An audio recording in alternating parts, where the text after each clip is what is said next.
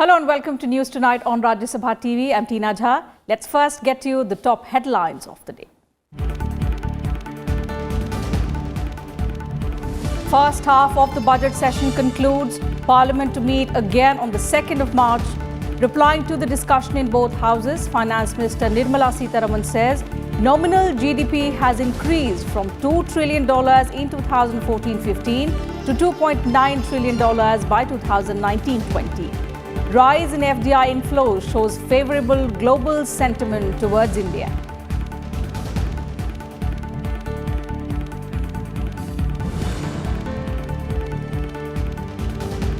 Landslide victory for the Aam Aadmi Party in Delhi. Party wins 62 of the 70 seats in the Delhi Assembly.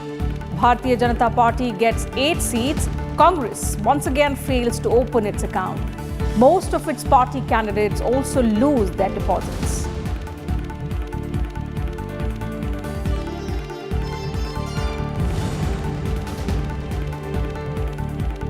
All set to be the Delhi Chief Minister for the third time, Arvind Kejriwal thanks voters for massive win, pledges to work harder for Delhi. Prime Minister Narendra Modi congratulates Kejriwal and his party.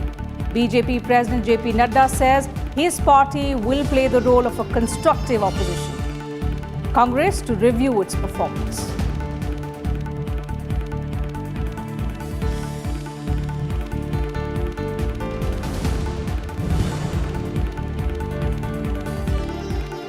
US President Donald Trump to arrive in New Delhi on his first visit to India on 24th of February. Several important agreements to be signed during his two-day stay. The US President to visit Ahmedabad, hold talks with Prime Minister Modi to boost bilateral relationship.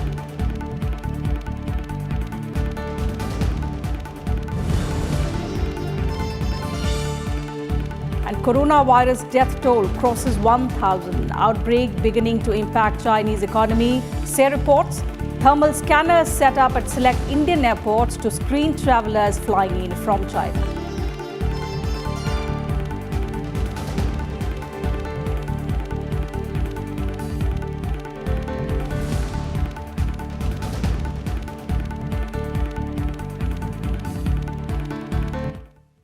First, all the news related to the Delhi Assembly elections.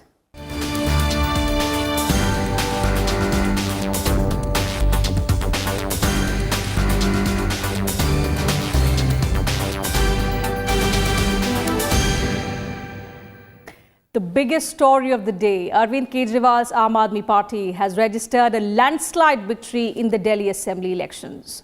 With a tally of more than 60 seats, the Aam Aadmi Party got a thumping majority in the 70-member assembly for a second consecutive term. The BJP, which fought a spirited battle against the ruling party to come back to power after 20 long years, gained a few seats over its 2015 tally, but way less than what the party had expected. While the Congress party drew a blank once again with a mere 4% vote share.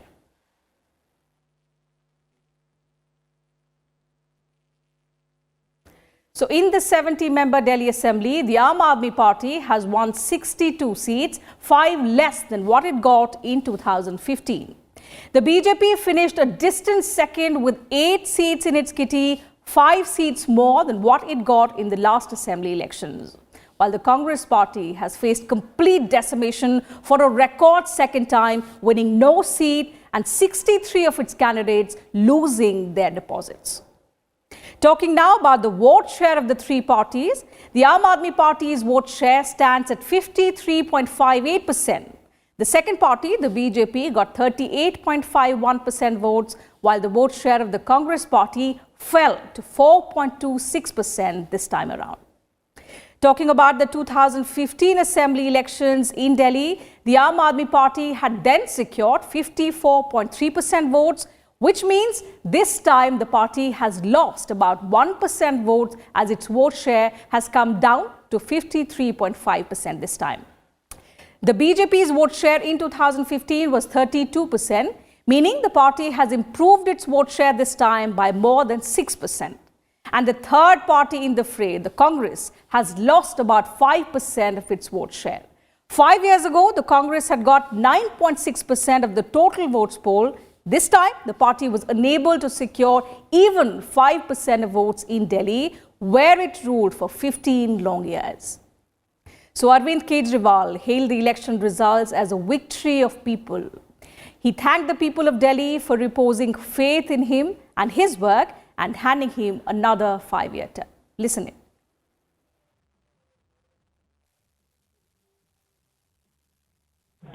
ये जीत मेरी जीत नहीं है, ये सभी दिल्ली वासियों की जीत है।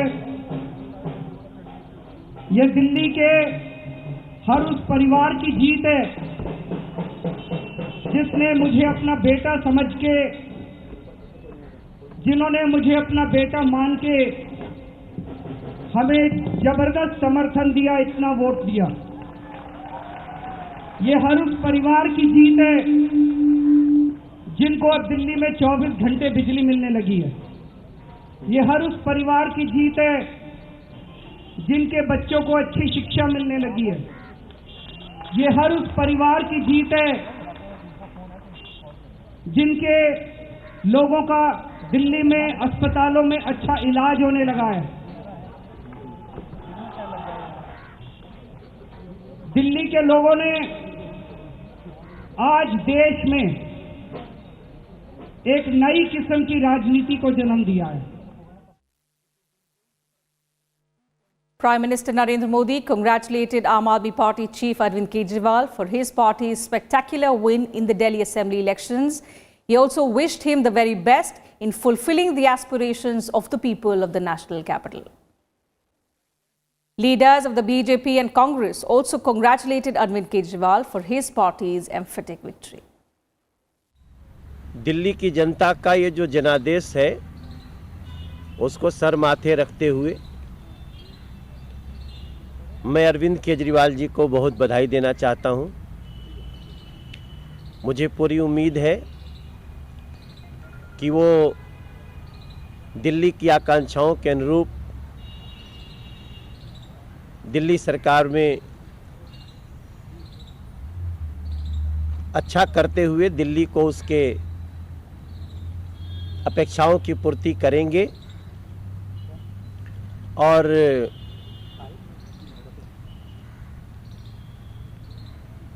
हमने अपने हिसाब से काफ़ी अपेक्षाएं रखी थीं। हमारी अपेक्षाएं खरी नहीं उतरी। चुनाव की हर हार एक नई सीख है, ऐसा हम मानते हैं। ये हार से हमें इस बात का एहसास जरूर हुआ कि हमें जनादेश नहीं मिला,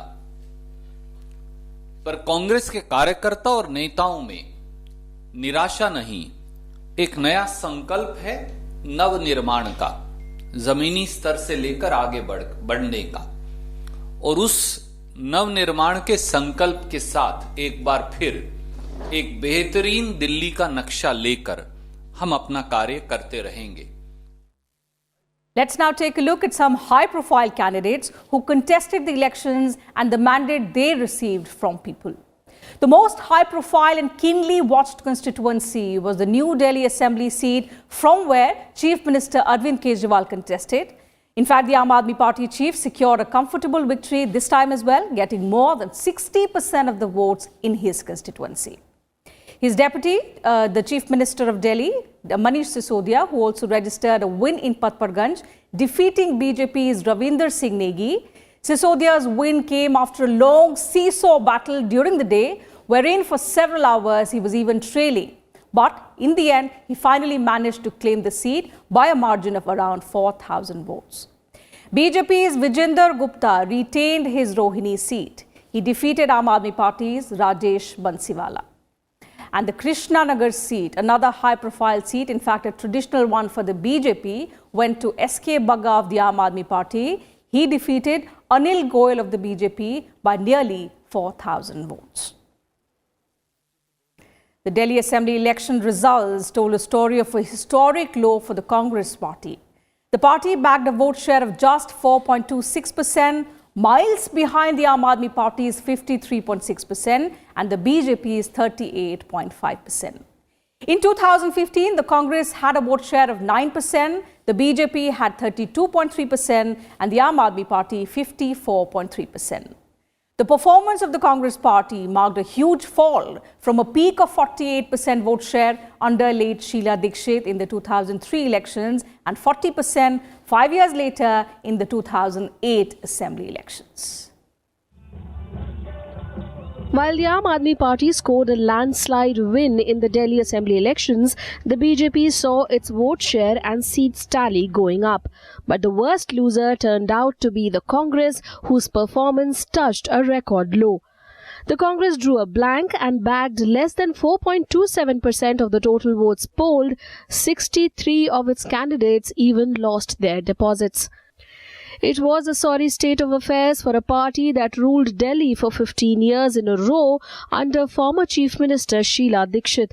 The Congress failed to open its account for the second consecutive assembly election in Delhi. Listing out the reasons, Congress spokesperson Sharmishta Mukherjee said there was an inordinate delay in decision-making at the top and a lack of strategy and unity at the state level.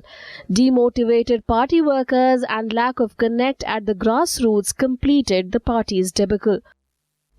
Congress हारी है, हताश नहीं है।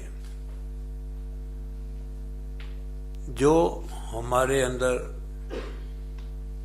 क्षमता थी, हमने public के सामने अपने विचार रखे, 15 साल के दिल्ली के कार्यों के बारे में बताया। Only 3 Congress candidates, Arvinder Singh Lovely from Gandhinagar, Devendra Yadav from Badli and Abhishek Dutt from Kasturba Nagar saved their deposits. Most Congress candidates got less than 5% of the total votes polled in their respective constituencies. The party's campaign committee chairman Kirti Azad's wife Poonam Azad stood fourth, polling only 2,604 or just 2.23% of the votes. To put the performance of the party in perspective, less than a year earlier, the Congress won a vote share of 22.5% in the May 2019 general elections. This compared to 56.6% for the BJP led by Prime Minister Narendra Modi and just 18.1% for the Aam Aadmi Party. Bureau Report, Rajya Sabha TV.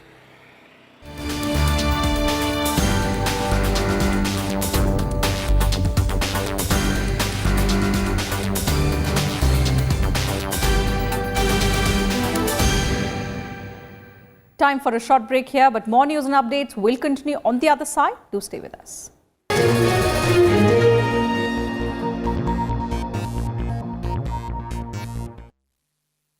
Watch The Big Picture with me, Frank Rausen Pereira, at 9:30 p.m.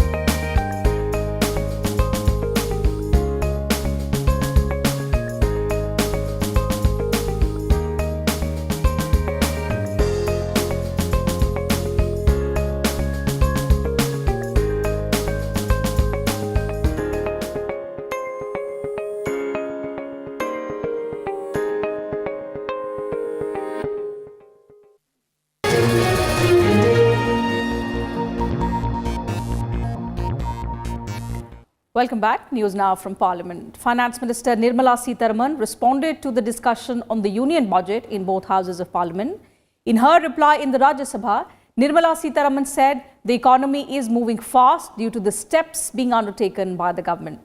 She also said that the country's GDP was $2 trillion in 2014-15, which has now increased to $2.9 trillion in 2019-20, adding that the country's debt has also come down.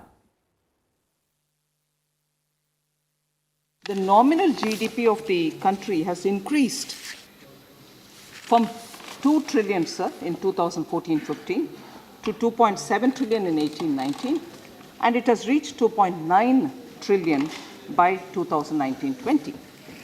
The macroeconomic stability is something which all of us will have to keep in mind.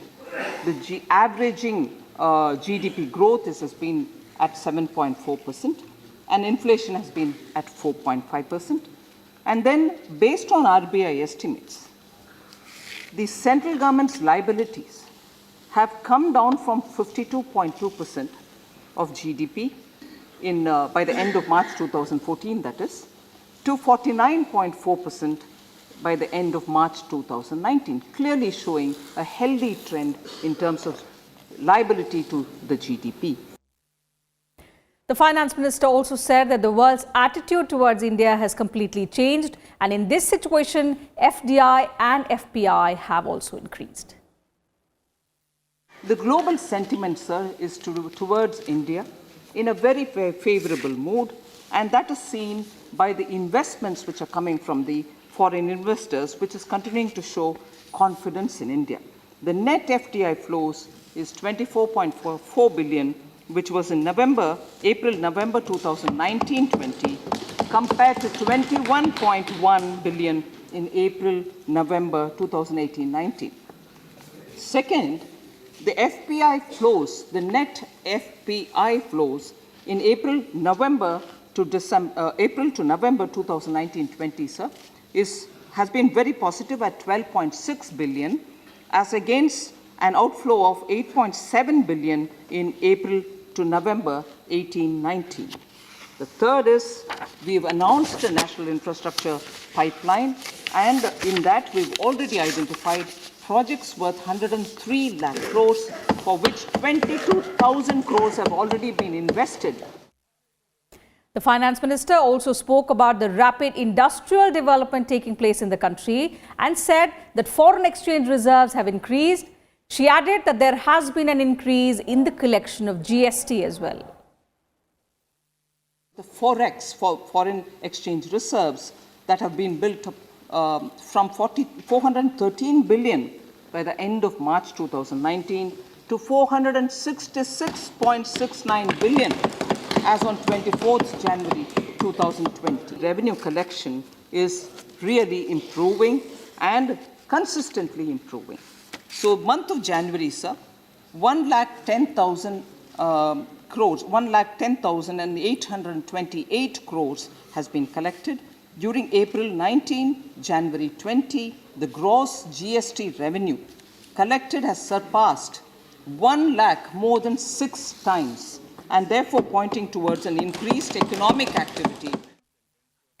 Before the finance minister's reply, leaders from all political parties participated in the discussion on the union budget in the Rajya Sabha. Let's listen in. Tamil Nadu has been the cradle of civilization and is one of the oldest and most advanced civilizations in the annals of world history. I express our sincere thanks and gratitude to the Honorable Finance Minister for announcing Adichanallur as part of the upgrading 5 archaeological sites in the country. Our Chief Minister has requested the central government to add Keeladi archaeological site also.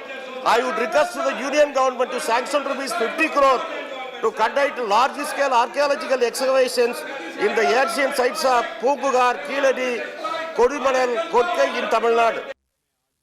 The economy is not in the ICU. It has been taken to the ventilator already.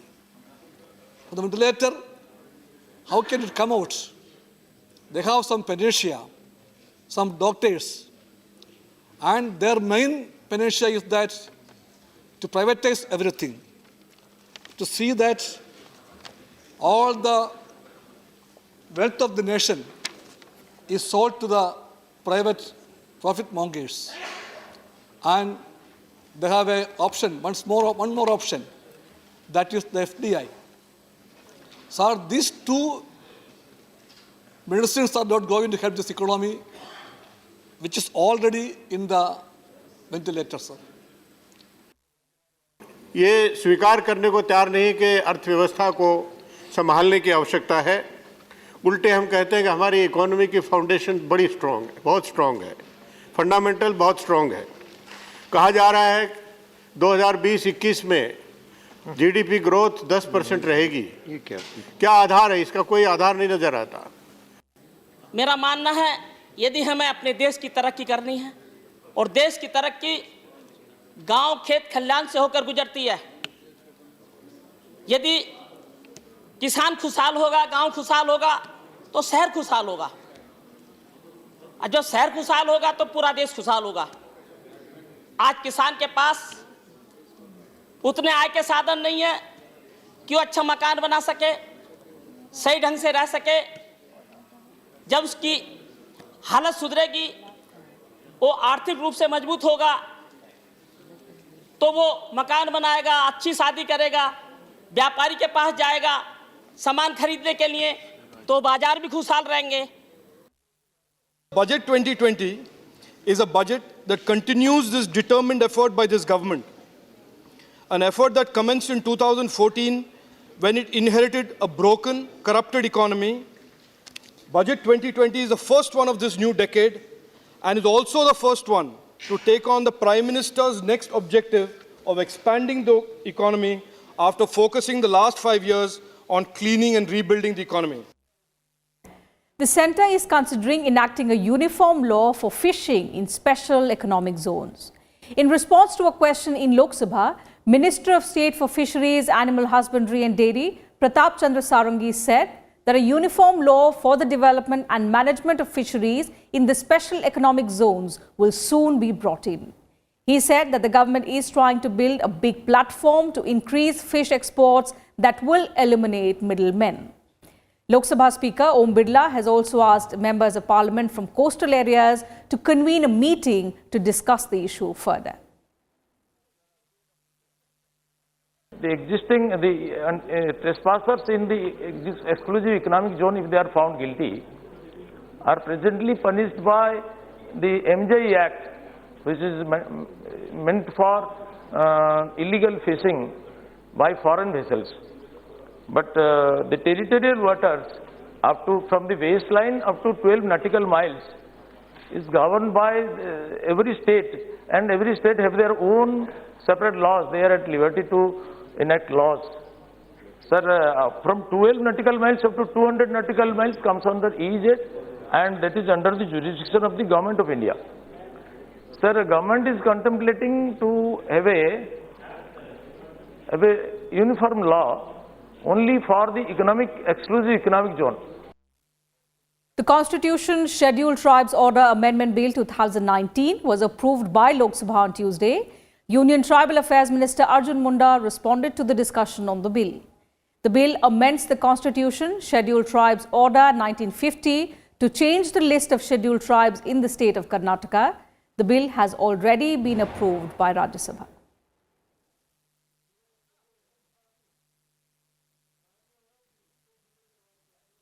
यह जो विधेयक है, इस विधेयक को एक प्रदेश के दृष्टि से लाया गया है। ऐसे ही कई समस्या अन्य राज्यों की भी है, और राज्य के जो व्यवस्था है, जो रिकमेंडेशंस है, जो एथनिक रिपोर्ट है, उन सारे चीज़ों का अध्ययन करने के बाद भारत सरकार संज्ञान में लेते हुए, जैसे मैंने पहले बताया कि हमारे देश के प्रधानमंत्री नरेंद्र भाई मोदी जी, हमारे गृह मंत्री अमित शाह जी का विशेष ध्यान है कि ऐसे वंचित वर्ग जो संवैधानिक दृष्टि से प्रावधान होने के बावजूद भी वंचित रहे हैं, उनको कैसे मेन स्ट्रीम में लाने के लिए और वैसे त्रुटि को ठीक किया जाए।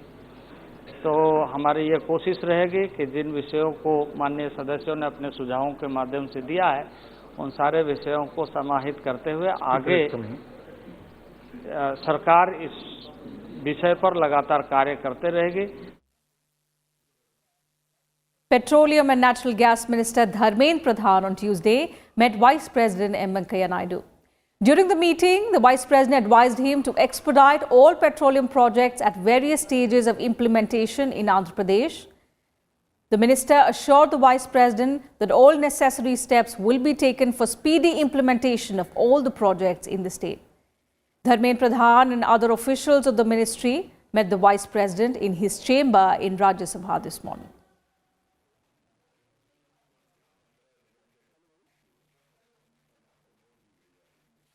US President Donald Trump will arrive on a state visit to India on the 24th of this month. This will be the president's first visit to India. He will be accompanied by First Lady Melania Trump. In an official release, the Ministry of External Affairs said that during the two-day visit, President Trump and the First Lady will attend official engagements in New Delhi and Gujarat. They will interact with a wide section of the Indian society. The ministry has said President Trump's upcoming visit will give a boost to India-US strategic partnership.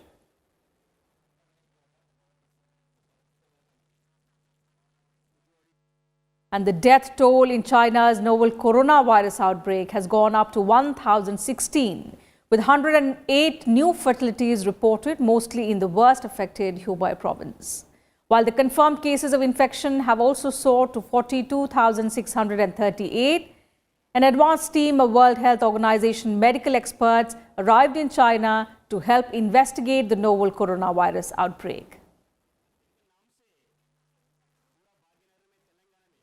In New Delhi, Health Secretary Preeti Sudhan on Tuesday reviewed actions and preparedness of states with concerned ministries and departments on novel coronavirus through video conferencing.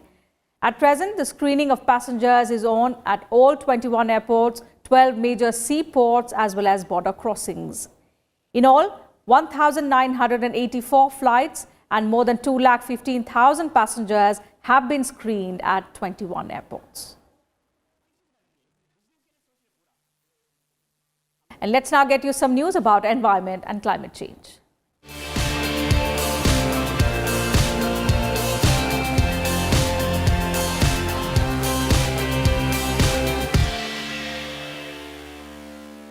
Many species of penguins are facing sharp decline in populations, and some of them have even reached the brink of extinction. A recent study on the impact of climate change in the remote region revealed that the number of Chinstrap penguins in western Antarctica has fallen by as much as 77% since they were last surveyed in the 1970s. A research was conducted in the western Antarctic region from 5th of January to the 8th of February by scientists using manual and drone surveying techniques to assess the scale of the damage.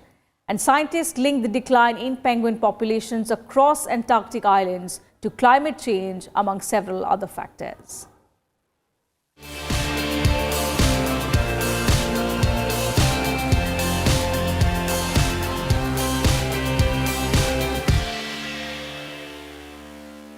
And that's it from us in this bulletin. Thank you for your time.